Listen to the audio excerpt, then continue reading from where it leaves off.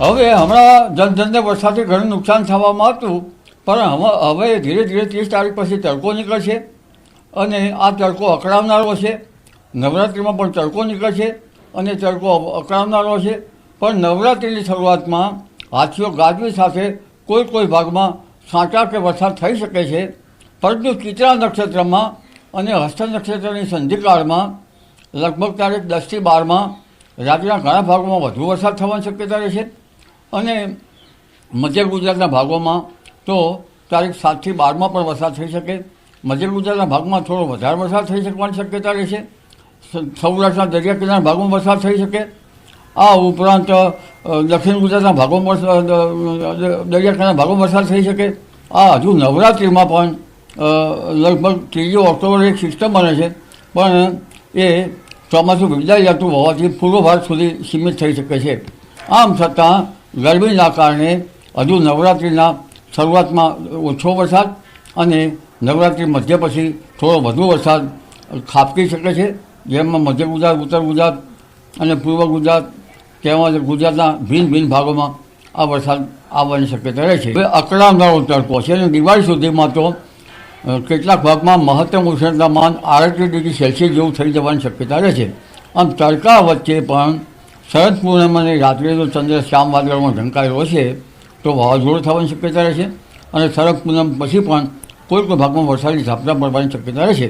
પણ શરદ પૂનમથી છેક દેવ દિવાળી સુધી લગભગ વાતાવરણમાં પલટા આવ્યા કરશે અને ઓક્ટોબર માસમાં બંગાળના ઉપસાગરમાં એક ભારે વાવાઝોડું થશે. અરબી સમુદ્રમાં ચક્રવાત થવાની શક્યતા રહેશે. અરબી સમુદ્ર અને ચક્રવાતની શક્યતા ઓમાન તરફ રહેશે. પરંતુ દેવ દિવાળી પછીના જે વાવાઝોડા છે એ ભયાનક છે અને આ પ્રચંડ વાવાઝોડા દેવ દિવાળી પછી થવાની શક્યતા રહેશે. લાલ નીનોની અસર વર્તાઈ રહેશે એવો ઘણા તજજ્ઞોનો મત છે. જો લાલ નીનો બને તો લગભગ શિયાળામાં માવઠા વધારે થવાની શક્યતા રહેશે અને ઠંડી પણ વધારે પડવાની શક્યતા રહેશે. ઠંડી તો 29 નવેમ્બરથી 3 ડિસેમ્બર વચ્ચેથી શરૂ થઈ જશે અને 22 ડિસેમ્બર પછી તો જબરજસ્ત હિમવર્ષા થશે, જેના કારણે જાન્યુઆરીમાં ઠંડો છે. એટલે લગભગ નવેમ્બર માસમાં માવઠા થાય તો પણ કેટલાક ઊભા કૃષિ પાકો હોય એને નુકસાન થઈ શકે.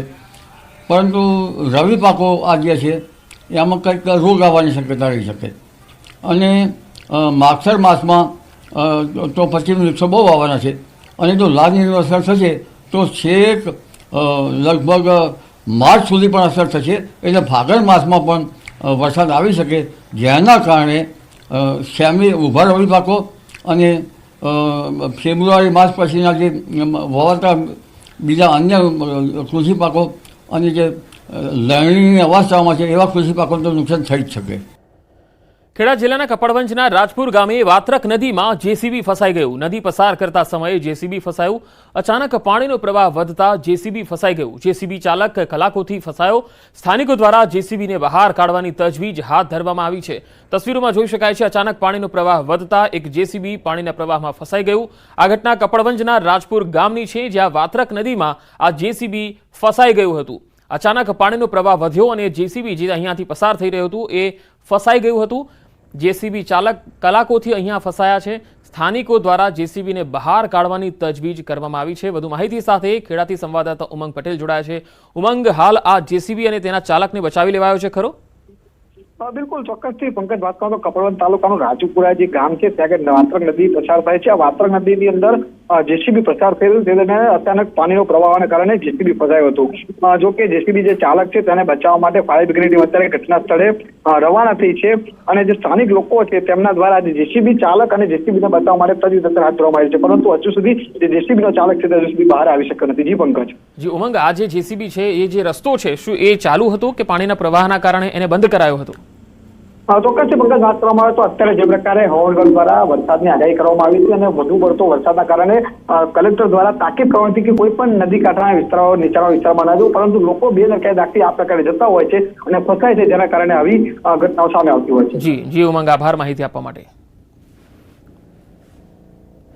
ઉપરવાસમાં થયેલા ભારે વરસાદથી બોટાદના ભીમડાદ ડેમ ઓવરફ્લો થવાના આરે છે. ડેમની જળ સપાટી વધવાથી ભીમડાદ ગામમાં પરંપરાગત રીતે ઢોલ વગાડી લોકોને સતર્ક કરાયા.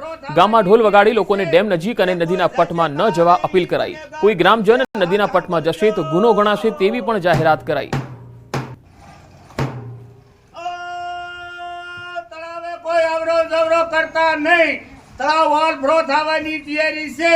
જે કોઈ જશે તળાવે ઈ ગુનેગાર બનશે. હાથ સાંભળજો.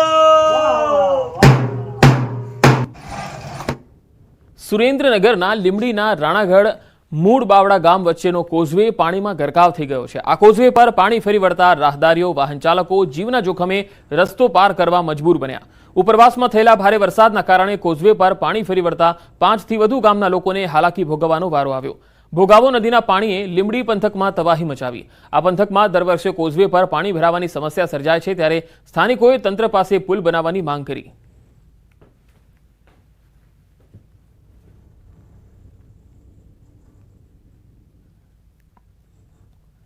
નેપાળમાં મેઘ તાંડવ થતા બિહારના હાલ બેહાલ થઈ ગયા. ઉપરવાસમાં અનરાધાર વરસાદથી બિહારમાં નદીઓ તોફાની બની છે. નૂના, બકરા, પરમાન, ગંડક સહિતની નદીઓના જળસ્તરમાં વધારો થતા જનજીવન ખોરવાઈ ગયું. નદીઓના નીર રસ્તા પર ફરી વળતા લોકો જીવના જોખમે રસ્તા પરથી પસાર થવા મજબૂર છે. જળપ્રલય જેવી સ્થિતિ સર્જાતા અનેક ગામો જળમગ્ન થયા છે. ઘરોમાં પાણી ફરી વળતા અનેક વિસ્તારમાં લોકો ઘર વિહોણા થઈ ગયા. ઉપરવાસમાં અવિરત વરસાદથી ગંડક ડેમમાં પાણીની આવક થતા સતત નદીમાં પાણી છોડાતા નદીઓ બે કાંઠે વહેતી થઈ છે. કુદરતી આપદા સામે બિહારમાં જનજીવન લાચાર બન્યું છે. તો બિહારમાં તસવીરોમાં જોઈ શકાય છે કે નેપાળમાં જે મેઘ તાંડવ છે અને ત્યાંની નદીઓનું પાણી એ બિહાર તરફ આવી રહ્યું છે અને કોશી નદી ઉફાન પર છે, જેથી રસ્તાઓ જળમગ્ન છે. રસ્તાઓ અને લોકોના ઘરોમાં પાણી ઘૂસી ગયા છે. સ્થાનિક વહીવટી તંત્ર તો લાચાર બની ગયું છે. તો વિચારો, જનજીવન જે સામાન્ય લોકો છે તેમની સ્થિતિ કેટલી ખરાબ અને કપરી હશે. અનેક ગામોમાં જળબંબાકારની સ્થિતિ છે. રાજ્ય સરકાર કરશે ચિંતન. ભૂપેન્દ્ર પટેલ સરકારની ચિંતન બેઠકનું સોમનાથમાં આયોજન છે. દિવાળી બાદ સોમનાથમાં ત્રિદિવસીય ચિંતન બેઠકનું આયોજન છે. 21, 22 અને 23 નવેમ્બરે ચિંતન બેઠકનું આયોજન કરાયું છે. સરકારના તમામ મંત્રીઓ, સચિવ અને ઉચ્ચ અધિકારીઓ હાજર રહેશે.